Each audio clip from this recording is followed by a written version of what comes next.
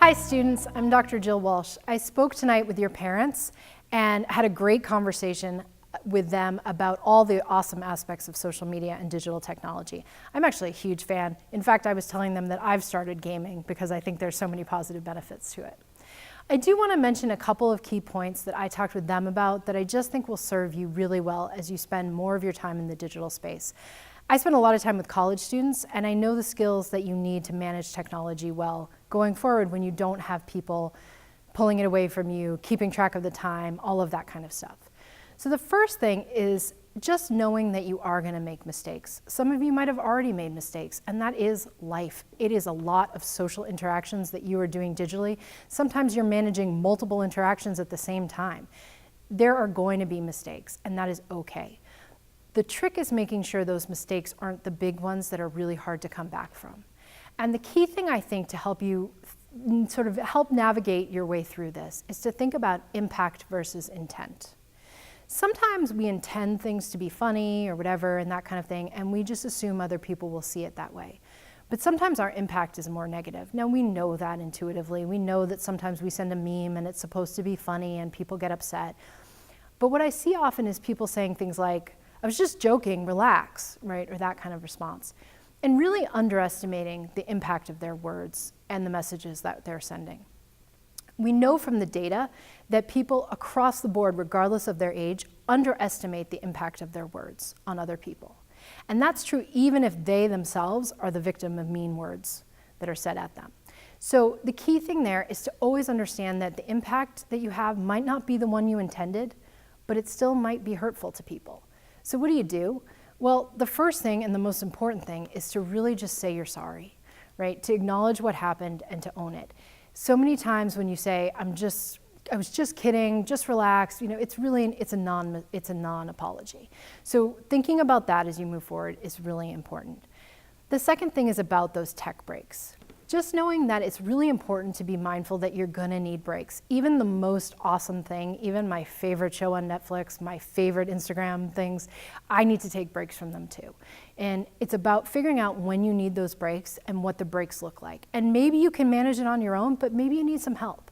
Maybe you need an adult in your life to really take it away, or maybe you need to set boundaries on your phone that it actually shuts off. Whatever it is, particularly as you're going into this really stressful time of year, as the end of the year, thinking about how you can use tech breaks to help manage your sleep and your work and also your social life is critical.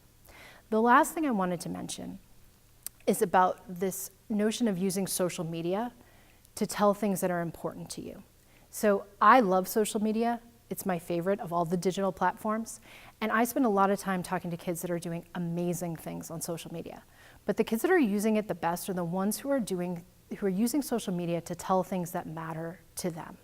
Whether it's a picture of family that matter, whether it's an activity that they do that matters to them, or it's friends that matter to them. It's really about showing things like, they'll say to me, well, this just really matters to me, or I wanted to see this picture, or I was so happy about this, that's why I shared it. Those are people who are using social media and that space to tell stories that matter to them. People who tend to struggle a little bit more in that space are people who get really caught up in using social media as a place to prove things about themselves, right? So that's the key difference. Telling something that matters to you versus proving something. When you're proving something, you're really caught up in likes, you're really caught up in validation because you kind of at your heart don't think it's true, right? So really focusing on using it to tell something about yourself, to connect with friends instead of proving something or competing will go a long way. I know you're headed into a really busy time of year, and so the more you can do now to develop some mindfulness and some strategies around your tech use, the better. Hi everyone, I have one more thing I wanted to share with you. I spend a lot of time talking to people who are serving, I would say almost as mental health professionals for their friends. And it's coming from such an awesome space. I understand when people share things that they're struggling and things are hard, you want to be supportive. And I think that's so awesome. The challenge, though, is that sometimes that friend ends up really relying on you for counseling, and it's really not a good situation to be in.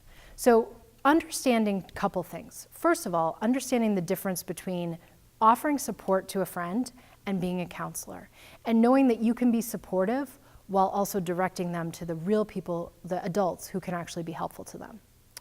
So that's number one. The second thing is, if you find yourself in this situation where you're offering counseling for a friend and it's really adding up and you're spending hours doing this, it's really important to figure out ways to extricate yourself from that situation.